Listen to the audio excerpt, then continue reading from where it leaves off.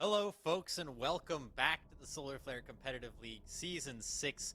My name is Yali, and I am joined by Joe, who has been with us for quite some time here, but new face and really excited to be getting back into Solar Flare Competitive League. Joe, how have the games been so far today?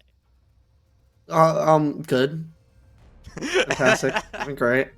Yeah, I No, watched a little bit of that last one, just there at the end. That was really, really cool, Joe.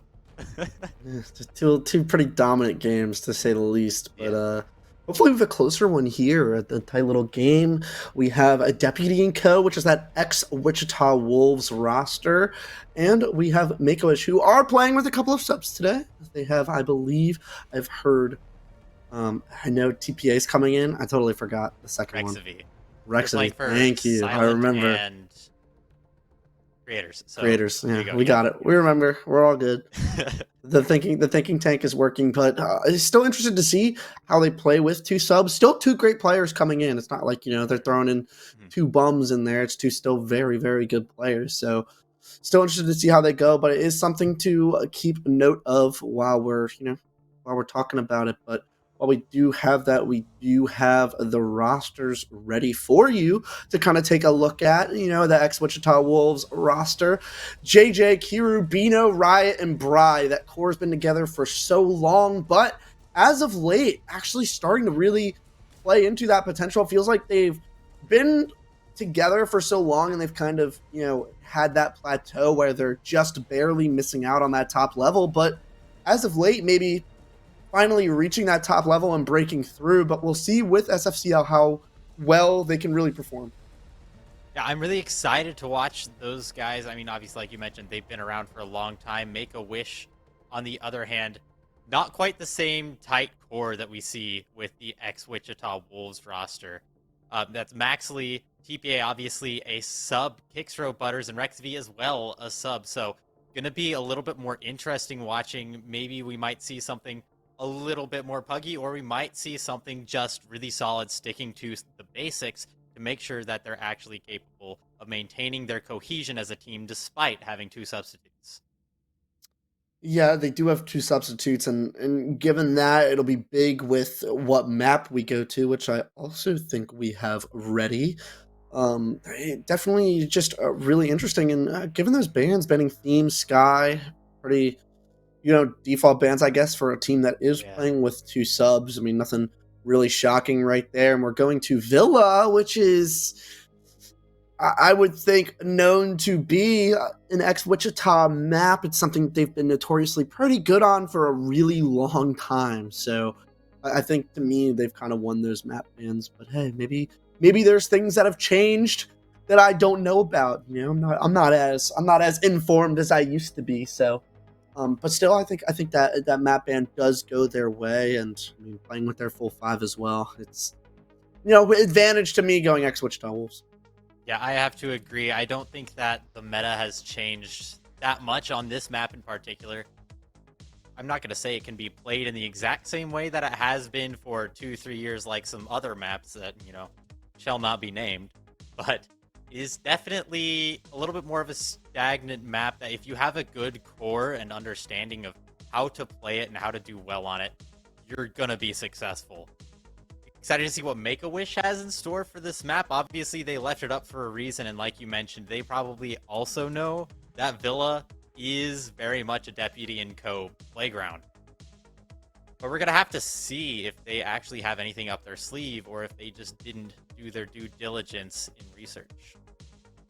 Yeah, or maybe they just don't care. Maybe they're just Yeah, ready also to. true. Maybe they're just ready to square up on the map. They're like, hey, we're just gonna go to our comfort zone. We're playing with two subs. Go to a map that we want to go to, and maybe they kind of just done that. Maybe they're just like, hey, we don't really care what map these guys are good at. Let's just go to our comfort zone, see what we can do, see what we can salvage against these guys. And I'm interested to see what they're going to do with that. To see if they are that comfortable on Villa and make it a close one. Yeah, I mean, Villa is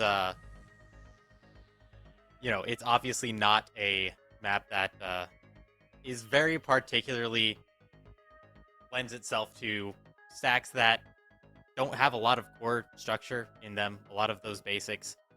There's a lot of communication that's required, especially given the fact that it is so vertical. You know, there's 3 floors, and between the main ground floor and the second floor, around 90% destructibility. You really have to have a lot of knowledge. These are obviously very talented and knowledgeable players.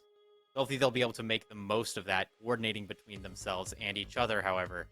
It's going to be another question. Yeah, and we are going to get into this game shortly, I believe. Teams are not ready quite yet, but they will be quite soon. You know, hopefully we get the, fingers crossed, we can start any moment. But I guess going into it, I guess a little bit deeper onto Villa, Deputy and Co., Wichita Wolves is starting on that defense. So I do have to ask, what do you kind of expect to see from them? I'm sure that they know they are playing against a team that is playing with 2 subs. So how do you think that can change things up? As you're a coach yourself. If you're the coach over there at Ex-Wichita Wolves, what are you telling your players over there? First off, I'm asking why Make-A-Wish chose to A, leave up Villa, and then B, go on attack, given that Villa has, at least for a long time during the utility meta, been seen as a very defender-sided map. If I'm Deputy and Co., I'm just saying, hey guys, we've played this map before, let's just do it again. There's no reason to change anything up, make any sort of adjustments if we just make sure that we play our utility and make sure we're talking to each other, coordinating vertically like I've already mentioned. It's going to be a pretty simple matchup, I think, for Deputy and Co. I'm seeing this going pretty heavily in their favor. I'm not expecting a whole lot of adjustments or any sort of really weird and flexible plays coming out from Deputy and Co. On the other hand, Make-A-Wish, though, does have a lot of opportunity to come in and just do kind of, I'm not going to say whatever they want. Obviously, they still have to play the game well if they want to win, but they have a lot of opportunity to experiment and be flexible in the way that they take on this Challenger League roster. Yeah, the one thing is when you are playing with subs, you kind of have to be fluent. You can't really, or fluid, I should say, not fluent. Fluid. Be adaptable, because you don't really have strats to fall back on. You're playing with subs, so you're not playing with your normal 5, so it's not just straight strats that you can use. So they have to be flexible, and those plays can sometimes catch teams off guard, and that's kind of what they're going to have to shoot for here. Catch Ex-Wichita Wolves off guard. Knock ban, Doke ban, pretty standard on Villa. Nothing too crazy. Knock especially. Knock has been powerful on Villa for a very long time.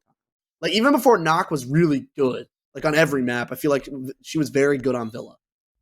Yeah, it's just because that bottom floor, the very bottom floor, I mean, it's only got 1 camera on it, and it's kind of a highway to get pretty much anywhere you want on the map without making too much sound. So if you combine that power with a Nook, like, it's gonna be a bit of a nightmare. But rounding us out on the defensive side, we have Mira and Valkyrie off the board. Joe, I can't say that I'm surprised, but it could still make for an interesting match. Mira and Valkyrie, obviously very powerful operators, to say the very least, Joe.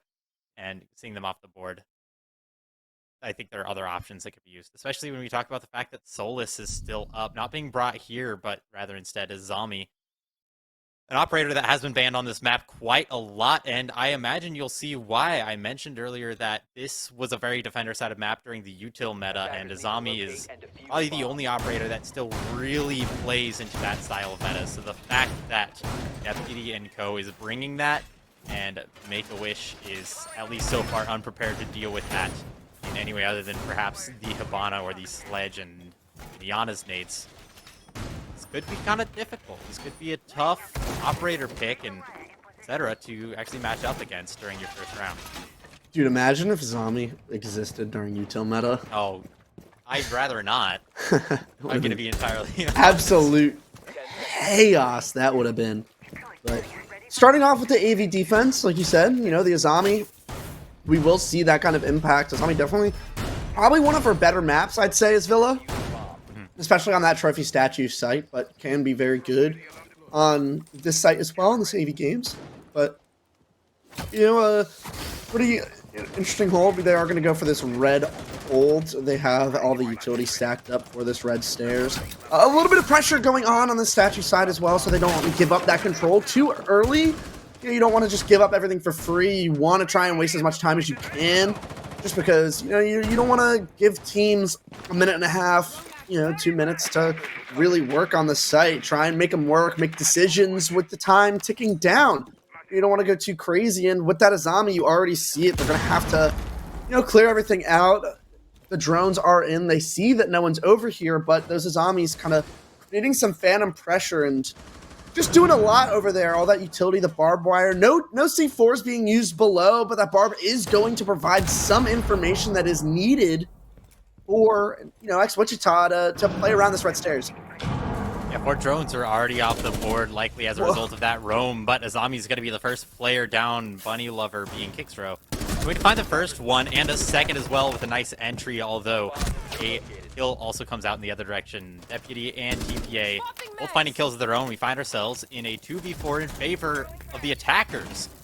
One more in favor of the defenders, and now a little bit more comfortable. There is still utility on the board that the attackers are going to have to try and melt their way through, but it's going to become more and more difficult as time goes on, given that Wamai is going to be able to throw more and more discs. A little bit of pressure coming out from the other direction as well, unless Make-A-Wish has a really good plan for getting in and just winning their gunfights, or perhaps going up the main stairs and providing counter pressure. This could be a hard egg to crack.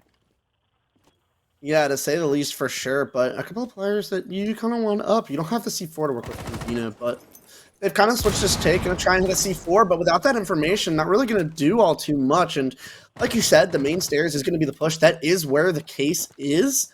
And just no information really for them to work with. They do have 4 drones, but I'm assuming not really in good spots. There is still a player top red, and Kiro's not going to know and get taken down, but a player's actually taken down on the main stairs. That's a frost mat and the case.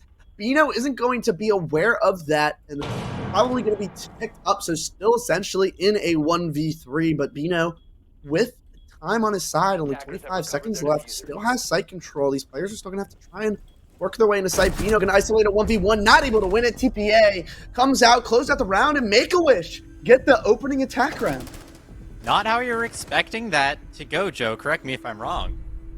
But, I mean, just that strong entry. Yes, there's a little bit of a zombie utility on the other side, but without any sort of real pressure pushing back, Make-A-Wish was able to read into that really well and just walk straight through it with little resistance in any way, shape, or form. Rather, instead, they were able to walk through, and by just walking straight through, Deputy and Co. was completely unprepared for the push that they had. So, absolutely bravo to those entries. Beautiful job. Deputy and Co. not really finding the information that they needed, I think, there, or even using their bodies to find the information, I think, is a more important clarification there. To actually provide any sort of pressure or chance of winning that round, because it's just so early on. There was so much control seceded to the attackers that when at a minute and 30 seconds you're already down to a 2v3, it's not going to end up working out. Yeah, the 2v3 is not going to work out, and Bri did a little bit of trolling, giving away that first pick. A little silly business, and you can't really just give those picks away for free like that. JJ did get one back, but instantly traded to Make-A-Wish. Not really skipping a beat. They may not, they may not have their full team here, but they're still playing very well together. TPA, a substitute with 3 kills himself, so not the bad substitute really for all that. So a good first round for them. They have the Flores to work with. The Mute is up to kind of counter that, but the Flores still very good to try and get rid of the zombie utility that is around. Maybe the shield that is anywhere, but I don't believe that shield is on bricks. I believe it's in Astro.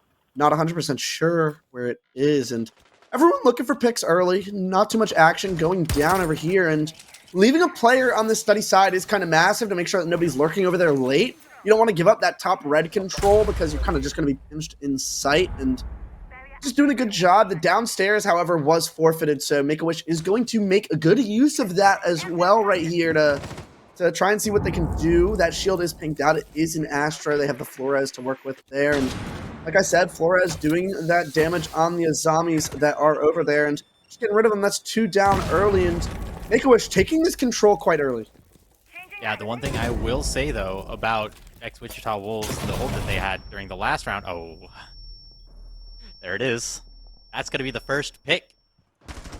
Capcan trap onto Butters. But in any case, as I was saying, Ex-Wichita Wolves did have a very good method of actually stopping the information from getting onto the site. So having these two players below, yes, that's a good piece of early map control. As you can see so far, literally 0 damage done with that.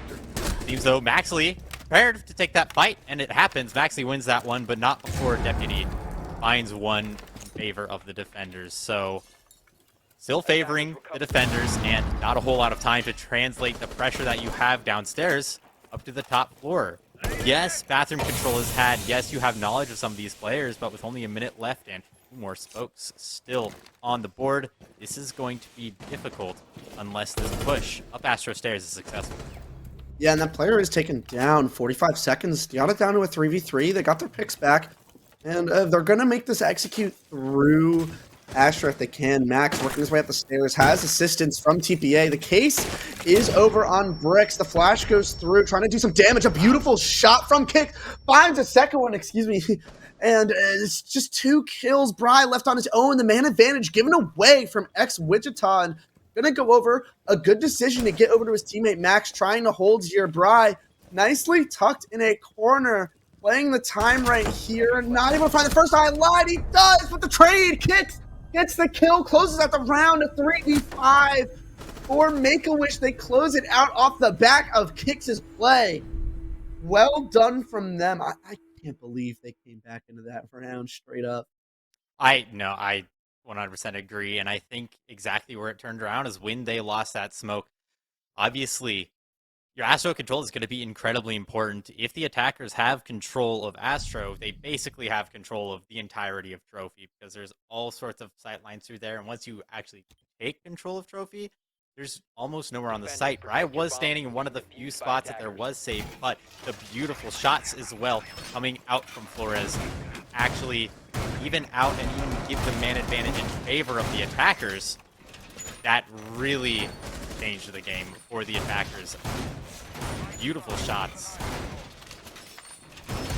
Yeah, beautiful shots indeed, and that's kind of that talent. And Ex-Wichita, you'd expect them to play those crosses a little bit better, but the gun skill just proving to be too much so far for Make-A-Wish, and maybe not doing so well on the entry the second time, but gifting picks back. One player putting himself on that telescope or globe position behind that black box.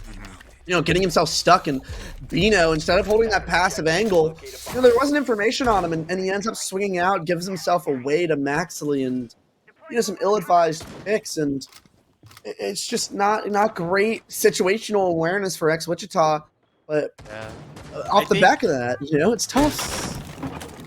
There's not a whole lot that you can really do in that situation. And once they know where he is, they realize he's on the globe position. That's really rough.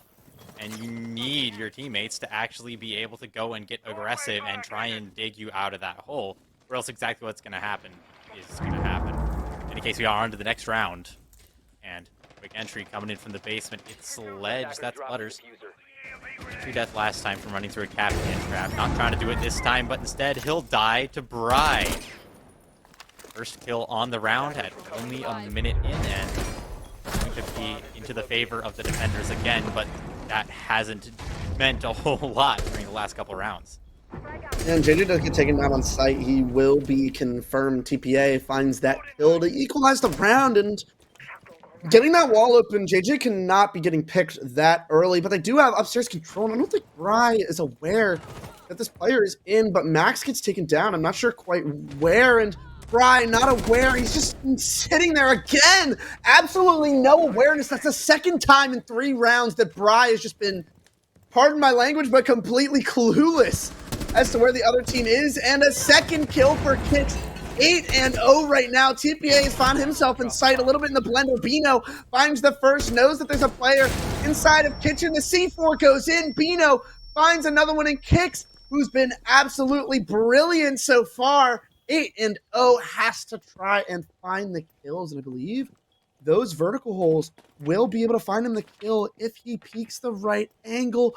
I just don't think he spots him. Barely misses it. Riot, a little bit lucky that he does not look for that.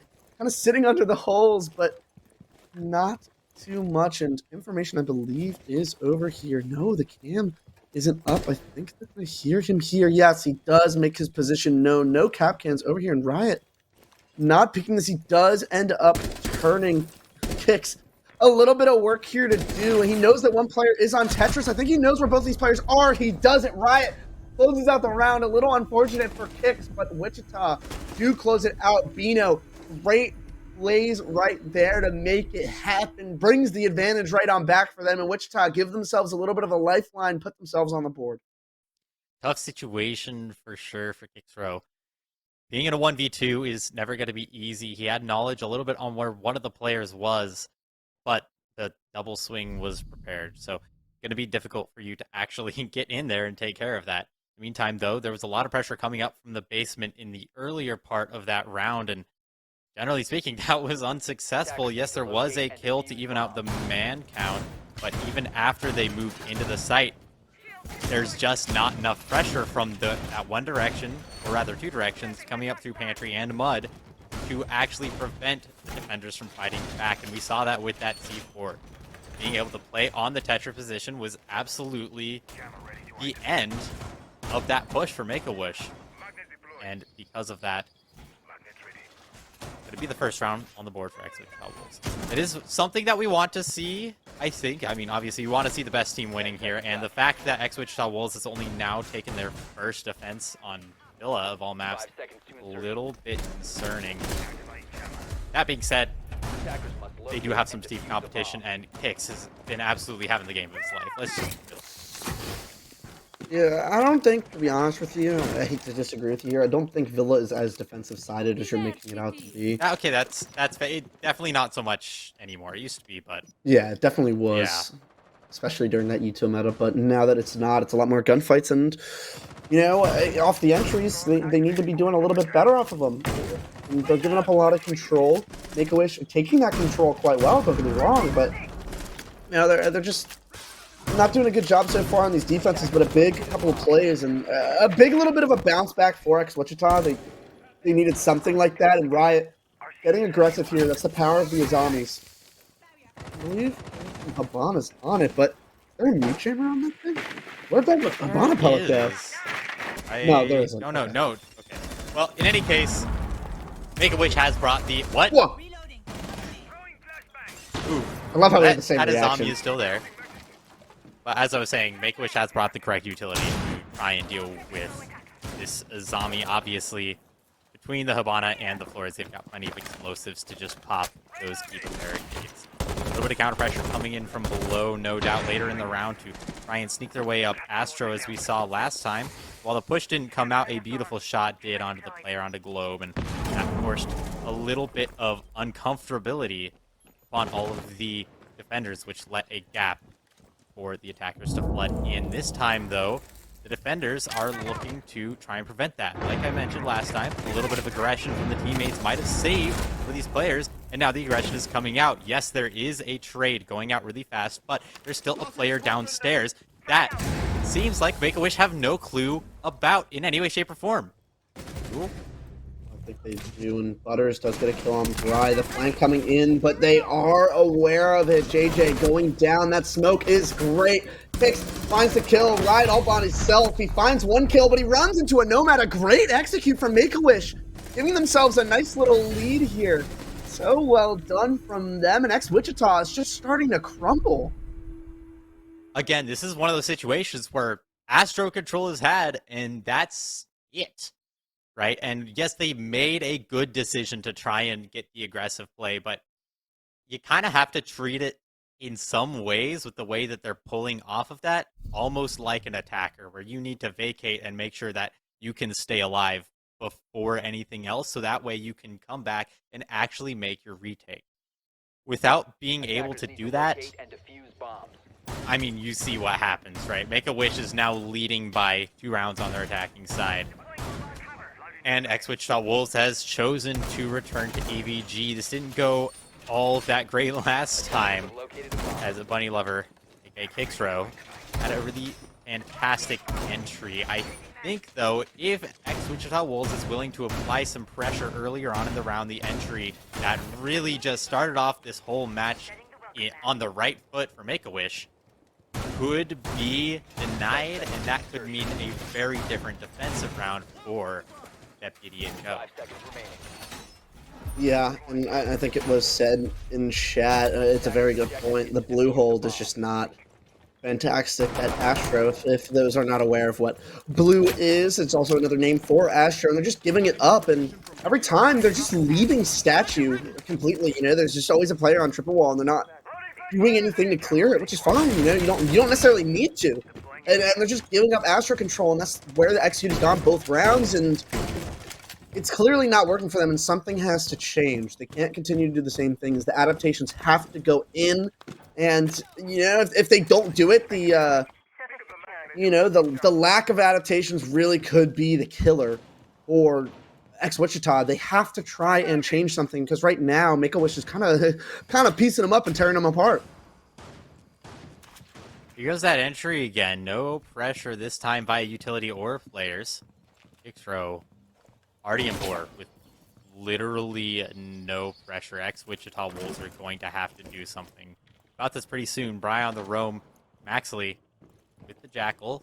Yes, there is a lot of pressure that could lead to some good plays down the road. We've got Deputy in piano. Make that red hall. And as long as there gets to be a little kerfuffle on the defender's side with their decisions, and this is almost definitely going to go in the favor of the defenders, but that's not the case for XV. Finding the first pick onto Bino, and now already the defenders are in a 4v5. Yes, a minute and a half, but will that be enough time to find another? And oh, there it is, Deputy. There's one looking for the second, and he's going to find it, and suddenly things are evened up, and a good aggression by Bry, followed by one more kill by Deputy. Suddenly things are looking so much better, and the retake is successful, beautifully done, placing your players in the exact positions at the right time to just get around the attackers. We have to hand that round to Deputy and Co. Fantastically played. I give it to the Deputy himself. A big play for him to get those 3 kills. That main stairs, a nice shot from the classic man himself, and a big round win, a needed round win, very necessary. And I mean, I don't know if you saw it. That Ash just sent it down Book's Hall, cross the entire hallway to kill the player on main stairs. That should never happen, ever. But a great play from JJ to make that happen, and a lack of information right there. The Jackal, I'm sure, could have maybe spotted out the feet, but the inability of droning out that piano side was really what the downfall was for Make-A-Wish. Maybe they get that information, completely different round, and tough one from them, but Wichita, they end up closing it out. They bring themselves back into the round. JJ with the great play, and Kiru to close it out, and a couple of nice shots, and maybe that's the kind of round that they needed. They go back to the one site that they've won, and given how this game has gone so far, a 3-3 split on their defenses is not bad at all. I am going to have to agree with that one. The 3-3 split is probably generally what you're looking for at this point, in the very least if you're having a very even game, which this is starting to really look like that, especially as Ex-Wichita Wolves starts to get a little bit more comfortable with each other and starts to coordinate their retakes and aggression a little bit better. Starting us off, a little bit of roam coming out.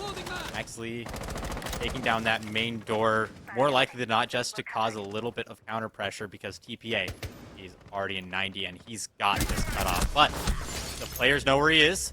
There's a trade that comes out, and that's going to be one set of nades on the board. Not the worst situation in the world, except for the fact that you've lost nades for nothing more than a frost. Not great, but Make-A-Wish still has plenty of opportunity and plenty of time to make something happen.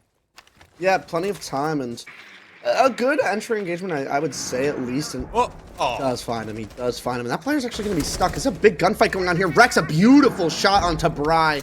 Getting taken down, trying to sneak one out, get maybe a little bit of a free pick, and Riot now kind of left alone upstairs. His impacts instead of a C4.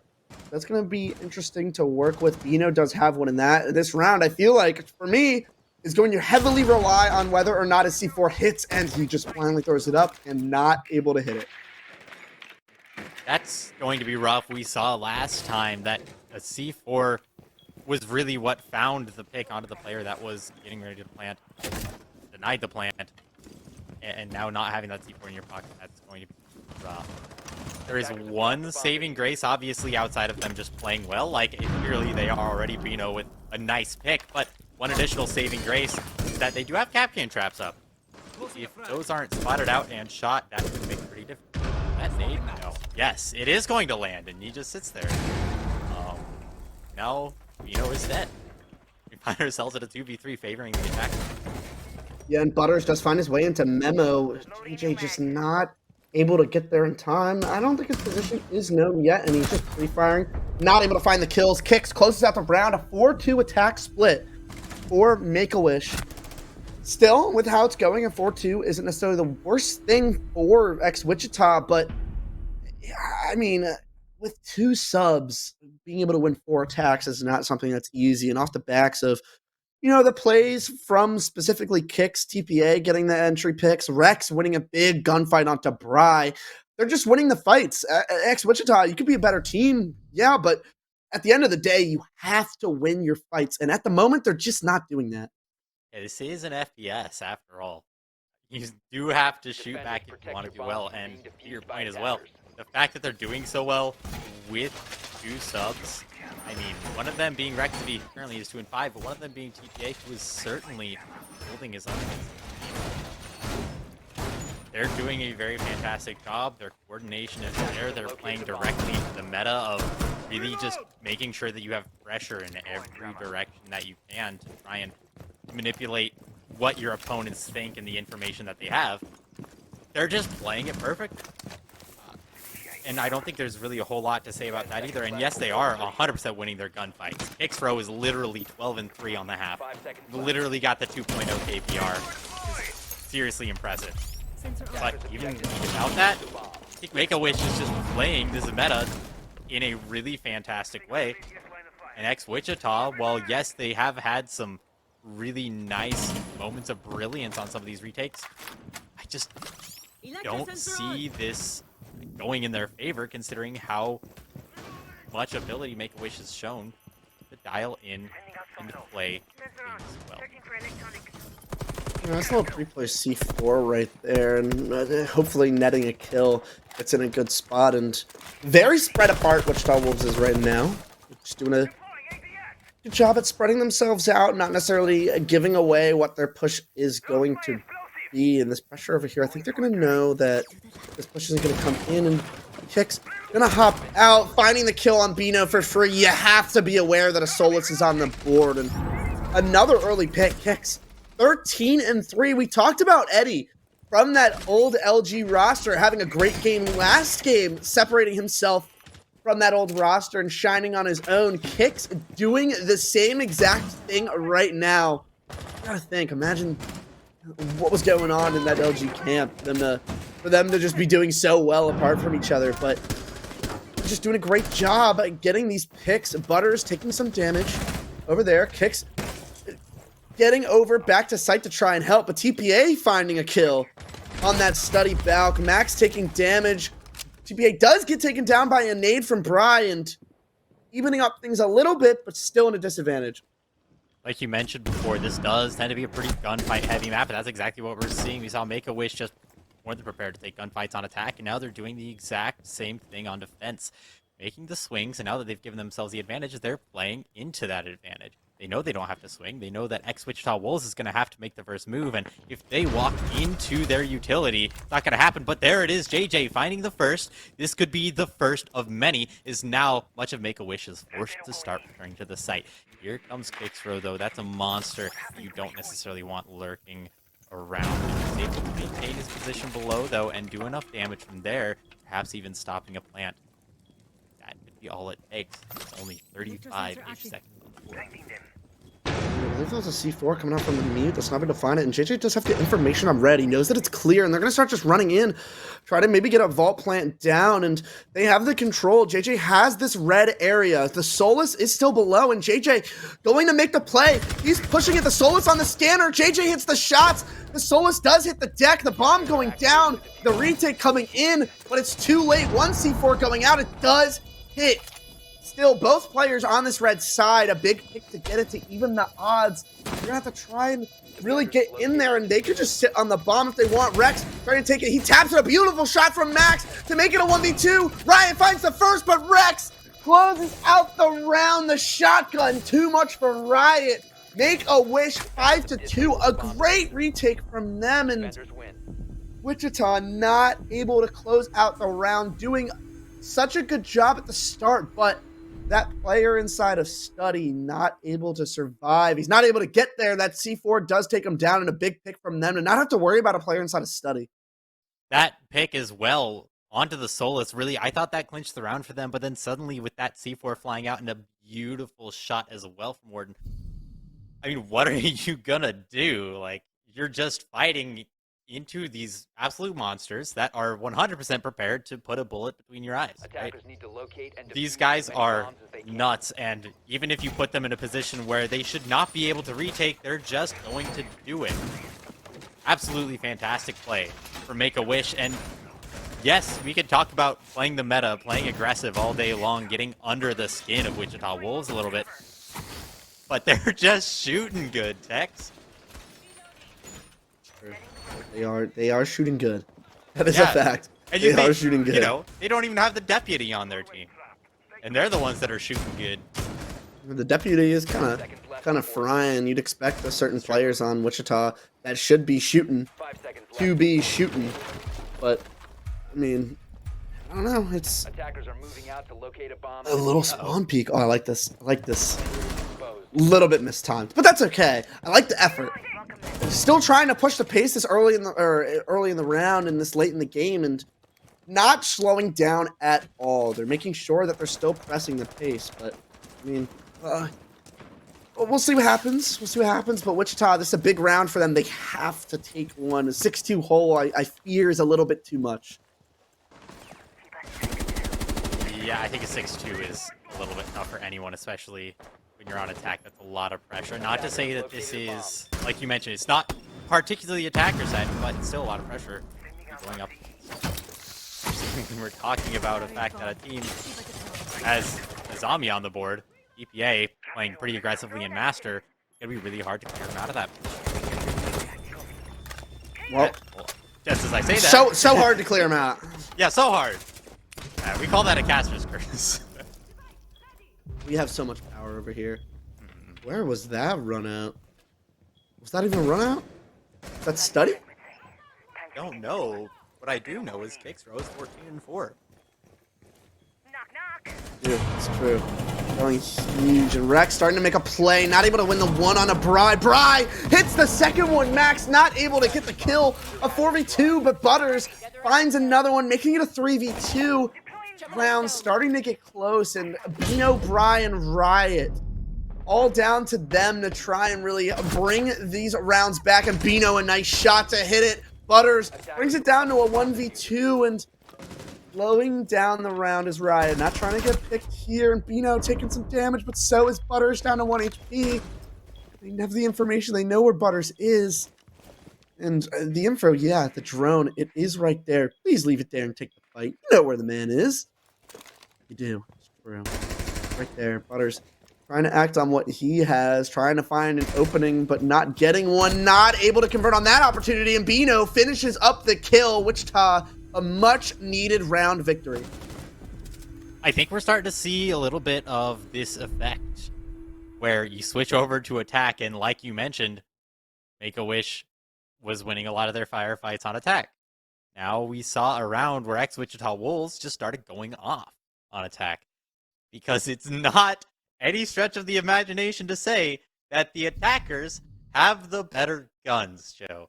They just do, and it's designed that way specifically. And when we start seeing these really scrappy rounds and matches like what we're really starting to dig into, sometimes the attackers can start to gain a little bit of an advantage just off that fact.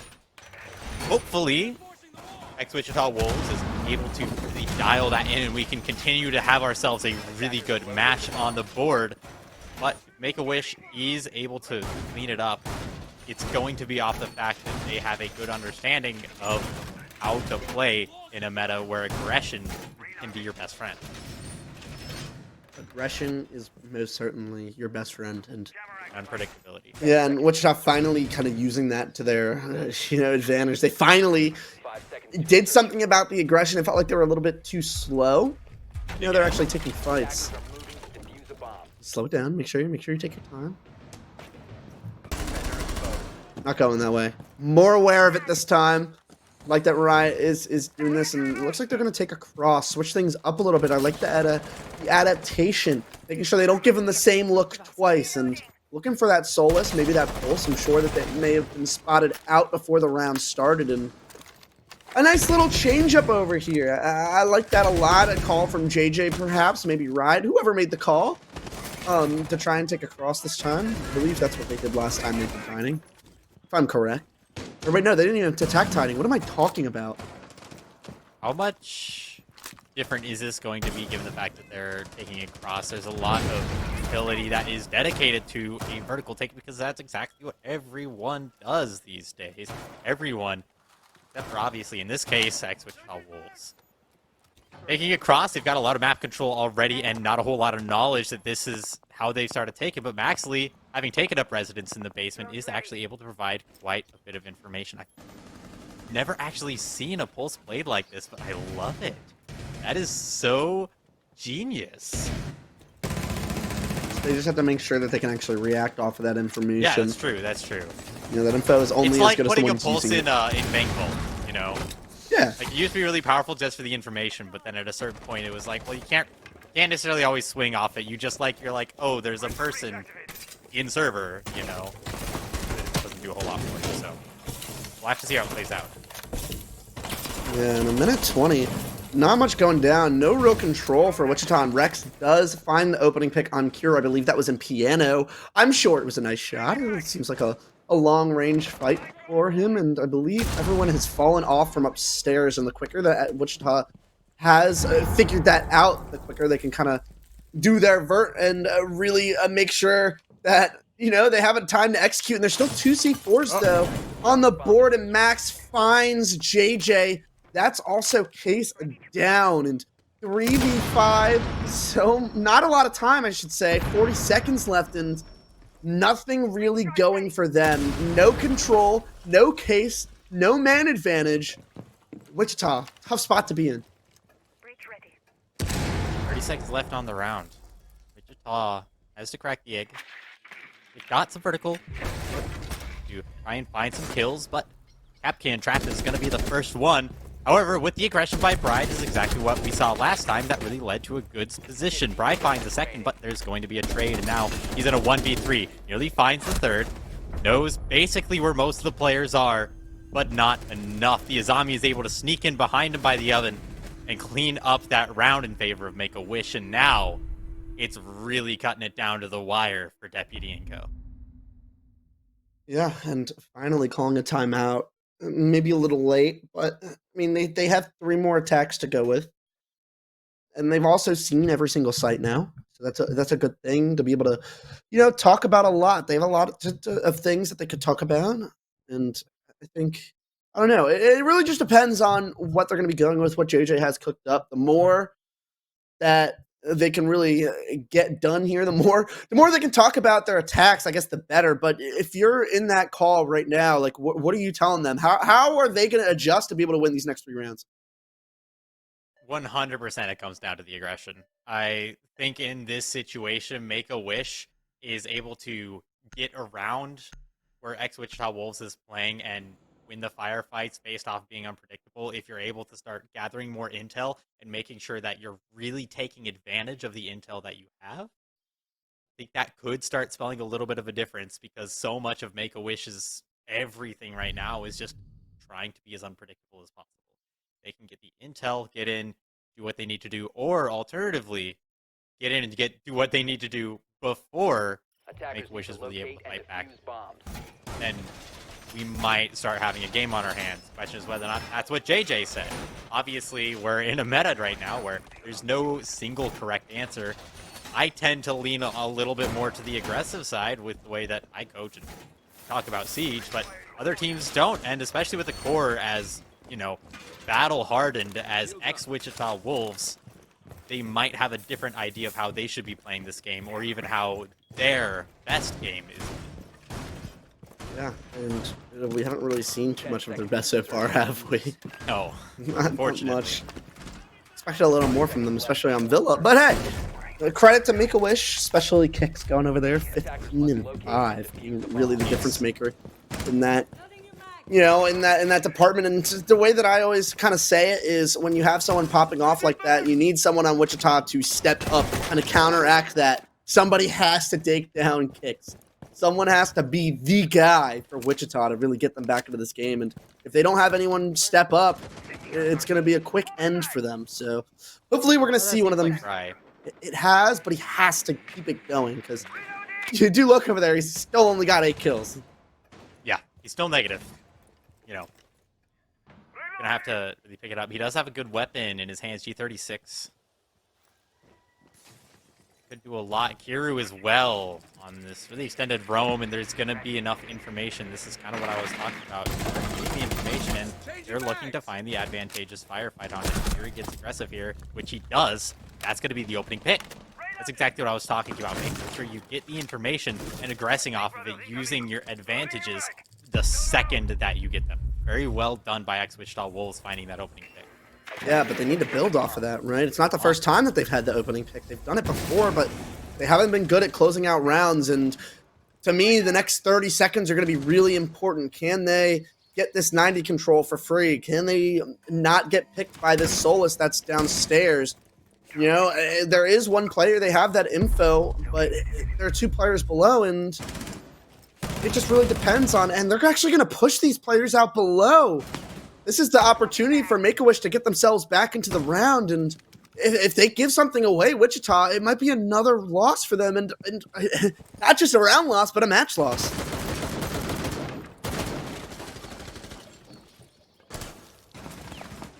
So they've taken up to the not in the middle of Villa, and Bry has lost his life. That's an absolutely massive pick going towards the favor of Make-A-Wish, and only a minute left to try and bring it back toward the Ex-Wichita Wolves roster. This is dangerous, and it's going to be hard to get into that 90. You know, they're getting that wall open. They're doing their due diligence. This is very much a traditional style of take for Villa, and Bino moving over to the study balcony. Exactly what they're looking for, but once again, on the bottom floor, if they don't find him, if they don't kill him this time, it's going to be an absolute nightmare. Come on, man. And wow, that was close. I didn't think he was gonna survive that, and JJ comes in, finds 2. He's actually in sight. Bino finds another one. It's all on Kicks. The superstar so far in this game has to try and pull off a little bit of a miracle here. JJ trying to put down the bomb, gets off of it for a hot second. Doesn't matter. Bino's gonna find the kill. Ex-Wichita, that timeout did some good for them. They find a round win. Yeah, 100% well-timed timeout. I know there's kind of a stigma against using a timeout on match point, because it's like you have to win every round after that timeout. There's a lot of pressure on everyone who's doing things on that timeout. But like you mentioned, they've seen all 3 sites now. They have a lot of information to go off of how how Make-A-Wish plays. And they can really get down dirty and gritty in the ways that they want to counter the ways that they play. And we saw that pretty well, I think, putting the players in the exact positions that they did and understanding, hey, here's when we use our information. Here's when we use, you know, our aggression once we have that information. Really, I mean, we saw the difference, because being able to just walk into site and find those 2 picks, that was the round for Ex-Wichita. Yeah. It's just, they did well on the entry. They gave 1 back, but JJ kind of opened up the round right there. Something he's surprisingly doing. It feels like, shockingly, JJ is the guy, which, you know, it's not like he's as mechanically bad as he used to be, which, sorry, JJ, you're my boy, but it used to be that way, and it's kind of not necessarily the same thing anymore. He's found some picks early. He's done some good jobs at opening up rounds, and he's been the one to really open these rounds up, and as long as he can continue that, they might be able to do it. And I don't think he should necessarily be the one that has to step up. It's good to see him getting these kills late round, but he's not the entry. The entries need to be the ones that continue to do good in the beginning of rounds, and you see them switch off of the hard breach. They're going to do something similar like last time, but Bino gonna be a little bit wiser this time. He's learned. He's not gonna sit outside that mud window and get picked by that Solus, but little do they know, there is no Solus. Crazy. I'm bringing Solus if I'm then, but not expecting is that shield to be gone already. Well done by Wichita, and yeah, that's a little victory, but that's definitely a victory that can be pretty potent down the road. Tommy, though, obviously very flexible operator, and that's going to be that step back. Very interesting to see the difference in the style of take between Make-A-Wish and Ex-Wichita. Yeah, Given that definitely is. Ex-Wichita is a little bit more traditional, straightforward, Wish all over the place, and that's continued into the defenses. Beautiful shot by Rexv, gonna find the opening, and that's going to be absolutely massive. The fact that it's on Ash, that's not going to be a whole lot of utility gone. Rather, instead, just a gun off the board. Not complaining though. I'm Make-A-Wish. Yeah, definitely not, and still a lot of work that needs to be done, but a little interesting that they're not trying to use their nades to clear out this player that's behind the bar. They have Bry already upstairs, and Bino taking some damage on the vert holes. He's still able to survive, down to 50 HP, watching the flank here, and they know TPA's on the flank. TPA gonna be taking a really tough gunfight, but I don't believe he was spotted on the cross. Bino stopped watching just at the wrong time, but Riot finds the kill on that player behind the bar. They have the information on the player 90. Bino not able to find the kill. He does down him, but they're still in a 2v3 effectively, but Bry walks in. He's the one making the play. There's one behind the bar. Tough spot. They do pick him up 90. Still a 2v3, but there's only one player inside. Bry does find the kill. He gets traded from the player 90. It's all up to Bino, the last player from Wichita, and I believe this player is walking up. TPA walking up 90. Bino has the information. He's going to get the kill, and it's now a 2v1. Butters coming in. I believe he knows he has the case, but I'm not sure the information's there. His info is now there. They know where his position is. They're going to try and take the fights. A 2v1 right here. He finds the first, not able to find the second. Bino going huge, able to find the kills, keeping them in the game. We're going to a round 12 in Wichita, pushing them to the limit all the way to round 12. I mean, honestly, what do you call that other than just a beautiful back and forth trades here, there, everywhere, walking all the way from outside the building in as far as you can possibly go, all the way through the site. I believe Bino walked through the site 3-4 times before the round was even over, leaving the site still. That's just raw, scrappy gunfights, and now Ex-Wichita Wolves suddenly looks a little bit more confident. They've got their 5v6. They're almost to overtime. That's huge, and while they're not going to be going back to AV Games, a site that literally Ex-Wichita just won twice, Make-A-Wish does still have their work cut out for them, as I'm confident Ex-Wichita was talking about every site that they saw, and Make-A-Wish is not going to have any idea how to adapt against the adaptations that Wichita will probably have made for this site. And Texas kind of slowed down a little bit on that side, and they're starting to lose rounds, so you got to think maybe it's like they were winning a lot of those rounds off the back of his play, which sometimes isn't completely sustainable, and you're going to need to see someone else step up, because I'm not going to lie, he's put in his shift 15-7 already. Like, it's a crazy thing to be able to have, and someone else has to be able to step up, whether that's Max, TPA, Butters, any one of them, even Rex.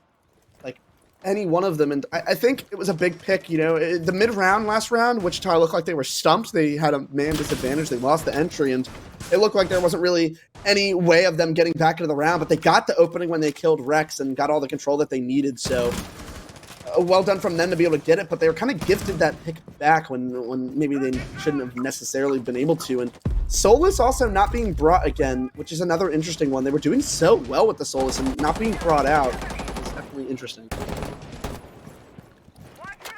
Rex has, I'll point out, you mentioned, someone's got to step up. You said even Rex. Rex has gone 1-for-1 so far on this half. Not necessarily round by round, but he has 5 kills and 5 deaths. Actually, I think it's 5 kills and 4 deaths on this half, so seriously not bad by Rex. But yeah, you're right, someone's going to have to step up. Like I mentioned as well, the guns on attack are better. So Make-A-Wish has to do the really tight with these firefights if you want to win them. And the first one's not going to go in their favor. They're finding the first onto Butters. That's going to hurt as Kiro is in the site. Standing behind the bomb, prone on the ground, knows where the player is, and has plenty of bullets to try and put out that direction. But there's the C4, same position that we saw on the other side.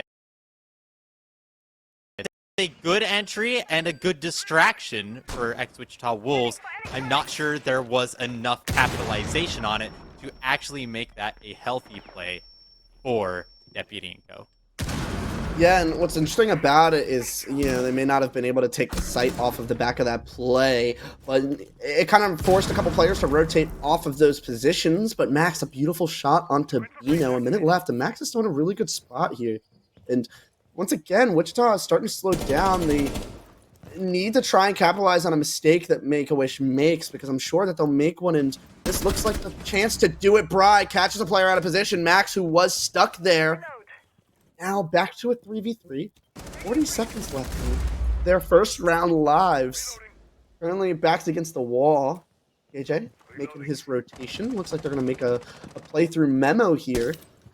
Potentially, and Riot doing some work. That memo wall is going to get open now, and Rex, who's kind of stuck in there right now, going to have to peek out. Kills JJ, a big pick. Only 20 seconds left. That's going to be case down, but Bry finds the kill. One more player in sight, but the case is down. He was not able to pick it up. I think they have the info on this player. Kicks, loses the 1v1. It's all down to TPA with 10 seconds. Bry has the case. TPA, no real way to stop this plant if it goes down on Tetris. It's all going to be on the cover, and the cover comes in. Riot ends up winning the fight onto TPA. A big play from Ex-Wichita. I can't believe they were able to bring that back, but they do, and they send us to overtime after winning 3 consecutive attacks after that timeout. Yeah, I remember seeing in the chat exactly 3 rounds ago, right about this time, Good timeout. Make-A-Wish saying, it's useless to take timeouts on match point. And here we are in overtime. I'm just saying, maybe JJ had something up his sleeve, maybe, clearly. In any case, Make-A-Wish is going to be the one starting out on defense. No favor for either side so far in this matchup, except for the fact that now Make-A-Wish does have the opportunity to adjust to what they saw Ex-Wichita Wolves do during the last round, whereas Ex-Wichita, when they do move over to defense, is going to really have to dig through to actually find what they're looking for and hopefully make some adjustments. Make-A-Wish now no longer has the opportunity to win at 1. Rather instead needs to take 2. Just laying out the stakes. Ex-Wichita Wolves no longer in danger of losing at a moment's notice for that very same reason. In fact, they, taking this home, they've done a very good job of isolating the players. Is Make-A-Wish going to be able to start saying, hey, let's stop letting ourselves get isolated and support each other just a little bit more? Time will tell. It's overtime. And that's when things get exciting, Joe.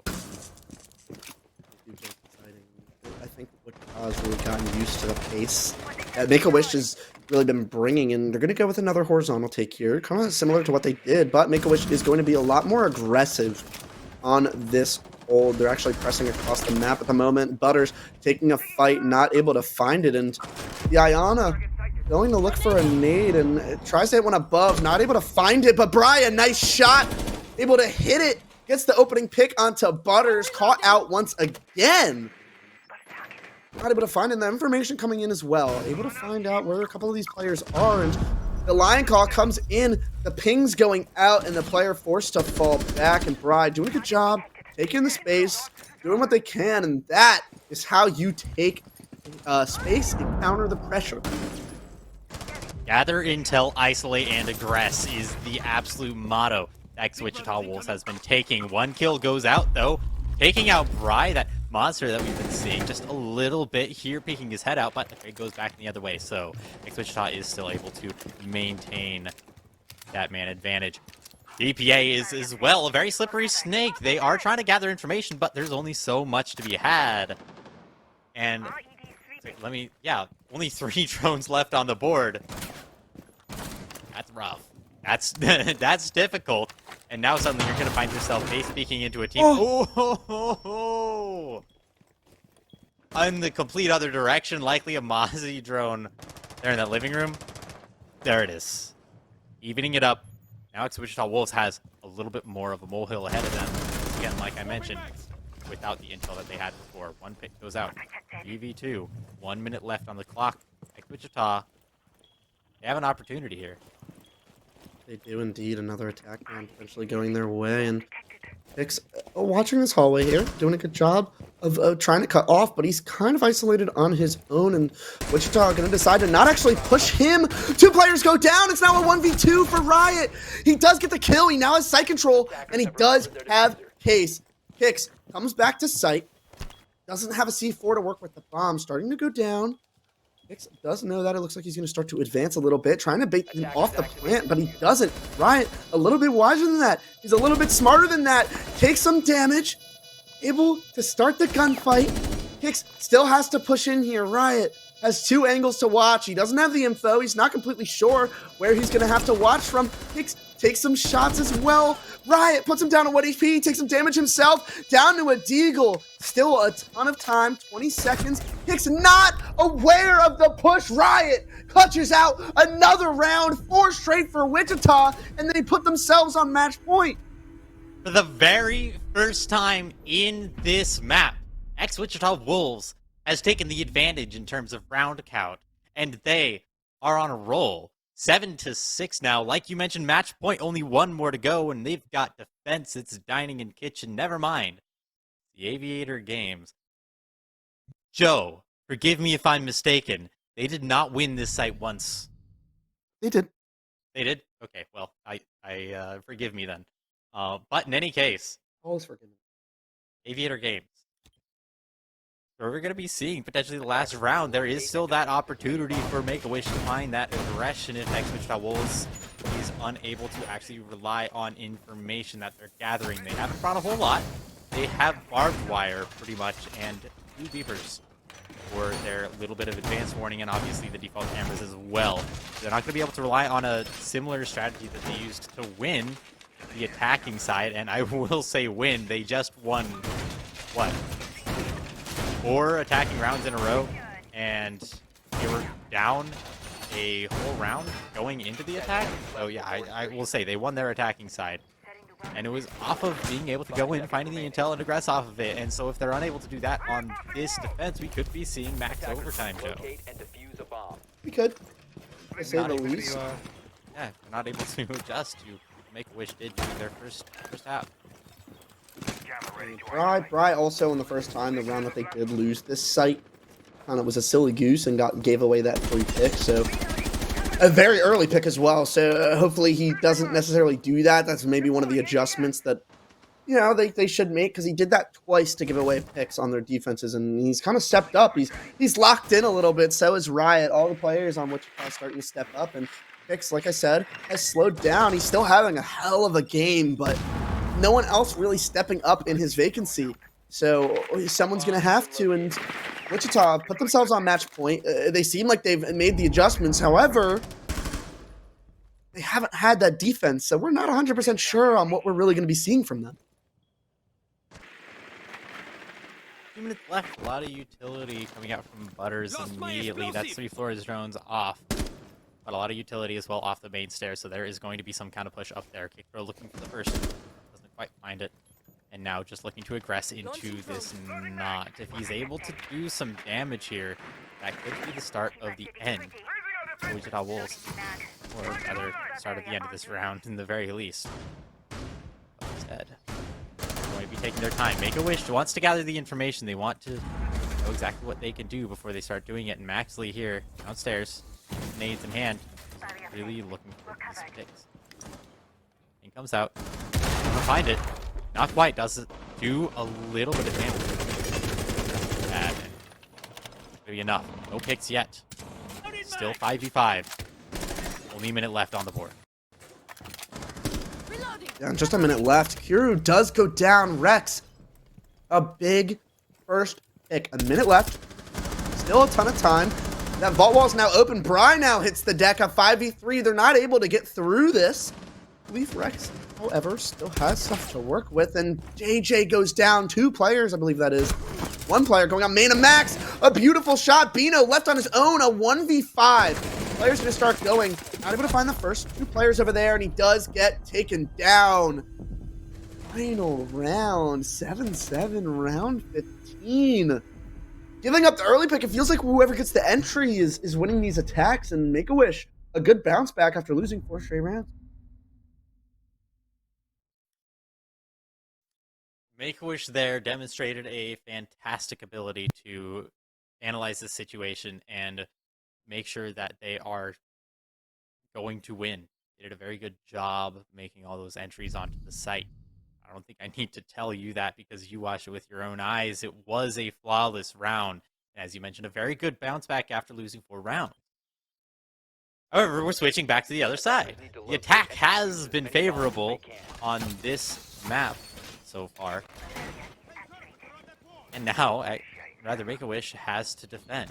They've chosen Aviator Games, a site that just very recently, they lost twice, but that doesn't mean they have a lot of information on the way that Ex-Wichita Wolves is potentially going to take it. Ex-Wichita is not prepared for the aggression or a little bit of adaptation coming out from Make-A-Wish. This could be it. On the other hand, Ex-Wichita has proven that they are a force to be reckoned with when it comes to attack. They've been able to isolate the players, and to Make-A-Wish lets themselves be isolated, then this will 100% for sure be the round in the favor of Ex-Wichita Wolves. Yeah, it all goes down to that entry, right? Okay. It depends on how they can also react to what's going on over here. It looks like they're going to take a cross and just still aware of those spawn peaks. They know it's up. They don't want to give away that early pick, especially this late in the round. And, you know, nobody on Make-A-Wish actually going for the pick, but, you know, better safe than sorry. You don't want to give away that pick on a match point as important as this. And, you know, getting so deep here, trying to watch the cut, and it looks like Make-A-Wish kind of doing something similar, where I think they're not going to be getting too aggressive. I say that, and TPA going to get forward here, trying to help the Azami in 45 seconds. They're wasting a good amount of time. No damage coming in yet. The Flores trying to do some damage on those Azami barricades, and Make-A-Wish doing a great job at pressing them up here and not giving away any picks. Make-A-Wish has definitely adjusted their playstyle. They did read into what Wolves was doing, and now look at this, a lot more solid. There's 3 players basically right next to each other, all supporting the player in that knot, falling back and covered each other on that fall back. And now, even at 1 minute and 45 seconds left in the round, there's still all 5 members Make-A-Wish on the board. That's a good start for them. And if Ex-Wichita Wolves isn't able to plan out a good execute, then the strategy that they've had thus far of getting the information and finding those early picks is just not going to work. In the nickel 90 window, but Riot, a huge first pick. There is a second one on that 90. He's going to have Zami off and try and challenge 90. Takes the gunfight, not able to find the kill. He's going to run back to site, takes a ton of damage, almost gets that kill. And they were really struggling here. I believe that's what, the vault wall? Correct? Those bars. I think that's the vault wall right there. And they're going to try and open up the vault wall once again. Butter's kind of stuck in a bad spot. The Azami here as well to try and aid Butters here, best he can, and the C4 below, I believe that's Rex. Below? Yes, gonna, I think, square out with Kiru. Kiru's in a bad spot. JJ, though, a big kill on that player inside of the vault, a 5v3. Bino takes down Rex below. Bri gets taken down from the player on top of the map's table. And Kick's gonna get aggressive here, not able to find the kill on JJ, a huge, important one, but only 30 seconds left. Max swings out, finds the kill on 1 player. Kicks finds another one on JJ, a 2v2. Max finds another one, and Bino, all left to him again. I don't know if they have the information. They do a little. Kicks playing behind this bar, but only 10 seconds left. Kicks finds Bino, not gonna peek. Bino left all on himself. The info not there. The time ticking down. Make-A-Wish clutch out the round and win the game. Max and Kicks going huge in that round 15. Good gracious, Lord have mercy. What a close game. That's the barn burner we've been hoping for all day. absolutely incredible, all the way to max overtime, and kicks through a player who, might I remind you, found 1 kill during their first defensive half, not counting overtime, and only 1 kill up until that last round, really doing it for his team when they needed it most, finally finding those huge impact frags after a long dry spell. Well, doing a very good job on those last few moments when everything mattered. I mean, I'm going to be entirely honest. I don't know what happened there. A little bit of a fold. Yeah, sure. Ex-Wichita, they looked so good, and then suddenly they didn't expect the aggression from the team that's been aggressive all game. Yes, it's a different kind of aggression. It's this sort of pressure that builds up in the site and then kind of overflows to try and eliminate the players at the last possible moment when they're not expecting it. But it is aggression, and it's aggression that you should be expecting from a team that has 2 subs on it that are getting desperate, that are a cornered animal, backed up and ready to fight anyone who wants to dare get close. 8-7, make a wish. Beautifully played for those last crucial moments. I mean, in a 4v2, the other team has to get aggressive to try and get some picks back. You have to be aware of it. And I think that shield on the maps table really kind of screwed them over. But when they have that information, I think Bino may have been a little slow to get over to the study balc. If he's there, he might be able to, run in, maybe distract Max on that study door, maybe. But not able to get there, and he's able to get the picks. He's able to get aggressive, and everybody's just losing their fights 1v1. You have to stack up on each other. There's no reason that they should be able to isolate that many 1v1s, that late in the round.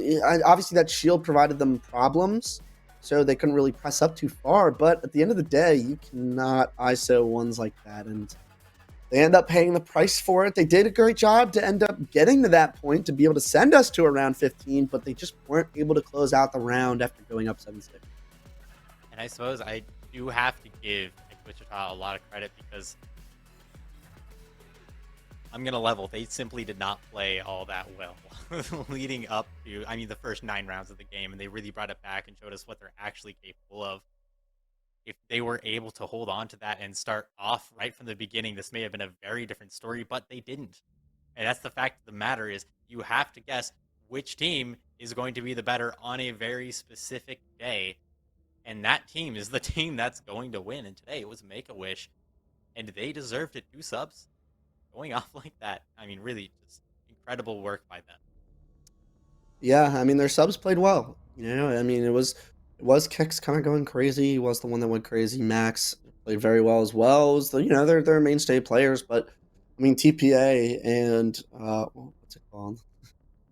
Was what? Thank you, Rex. Rex did great, especially in the beginning of those defenses. A lot of them were, off the back of him getting those opening picks. He did go 1 for 1. Don't get me wrong, but shoot, I'm taking that every time.